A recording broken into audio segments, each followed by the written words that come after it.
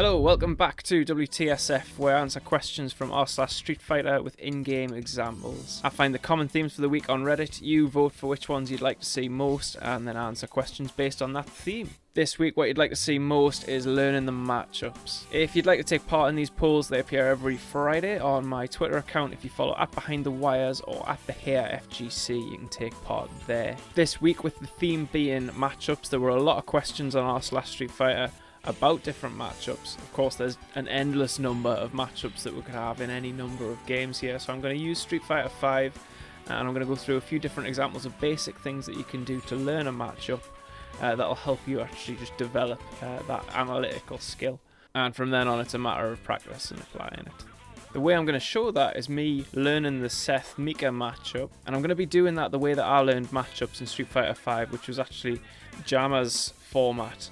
He asks a specific set of questions when he's learning a matchup and then applies them to every single character.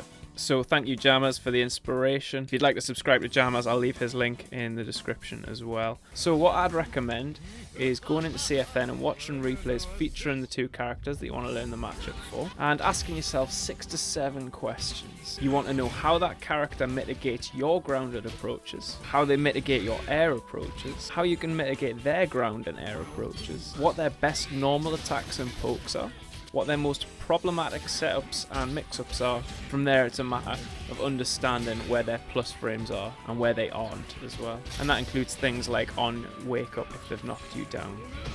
And you're asking these questions because these help you devise your initial game plan, what kind of ranges you need to stand in if you're going to make advances, whether they are on the ground or in the air, what typical things you're going to actually have to deal with, and how you overcome them. So already I'm seeing a lot of crouch and medium punches in the replays I'm watching, learning Seth.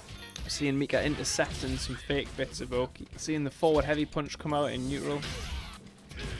Seeing standing heavy kick as a big anti-air. Seeing both jump-ins and that instant air attack that Seth's got as well. And starting to see what some of the common frame traps look like. So after about 4 or 5 replays, we're already starting to get a good idea of what the common things are in this matchup. Seth being a new character, we're still not actually seeing what the main options are for V-skill and V-trigger. In more common and more established matchups, that might be something else to look out for.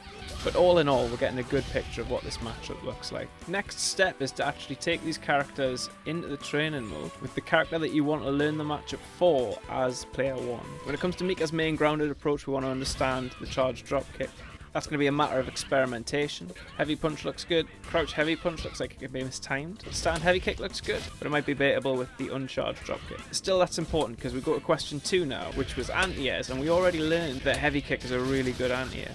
So if we're worried about having to cover the ground and the air at the same time, heavy kick might be a good choice. Knowing what their best responses are also tells you what kind of ranges that you need to jump in at and dash at, because you have a better understanding of where they're going to want to stand themselves. You can also look at the hitbox data at this point and see if there are any weaknesses to the options that they've got there. Sometimes you can jump over certain anti-air options, so it's good to know. And likewise, you want to be able to deny them those ranges through your own neutral play. We're going to skip past questions 3 and 4 for the time being, which was how we mitigate their grounded and air approaches, and test some of the popular pokes that we saw in the replays. We saw forward heavy punch, saw stand medium kick, crouch medium kick, and heavy kick once again in neutral, and of course that crouch medium punch. So here we're just trying to understand why they like those moves, and that might be because some of those are cancelable, whether some of those moves fare better with Mika.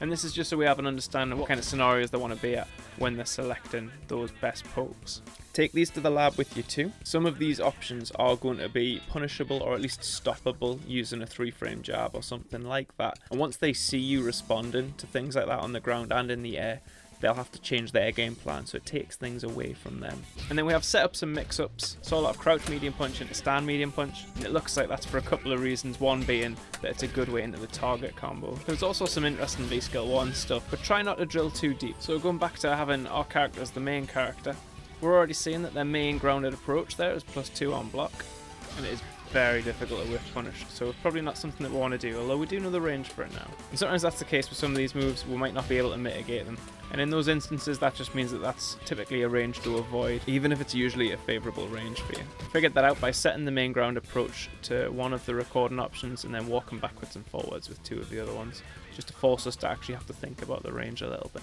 We saw one of the popular options was an instant air. and another one was jump heavy kick for the air attacks. So the first thing is just working out if our generic anti-airs work against those. And it looks like we might have to be a little bit earlier than usual to catch the instant air. At least they can be punished on block. So we've picked up a couple of things to watch out for.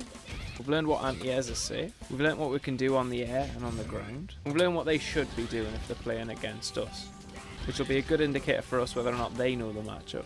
And that'll be especially important for knowing what we can and can't get away with. After that, like I said, just knowing what is and isn't punishable, which is a matter of learning frame data. And that's just going to take a lot of exposure to the matchup. Other than that, spend some time in your character's Discord asking those questions. They should be able to help with the more advanced stuff. Can I do my usual stuff? What do they do against my usual stuff? And what do I do against their usual stuff? I'll include the character discords in the description just so you can get that journey started. With this being quite a short video anyway, I'm also going to link to this. This is something I call Mika's Journal. It's like a Trello board that I use.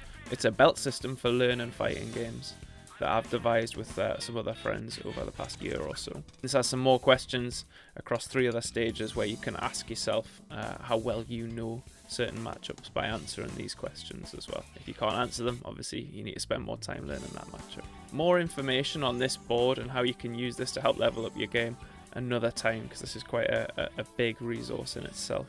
Thanks again to Jammers for that learning format, and I'll see you next week for episode 8.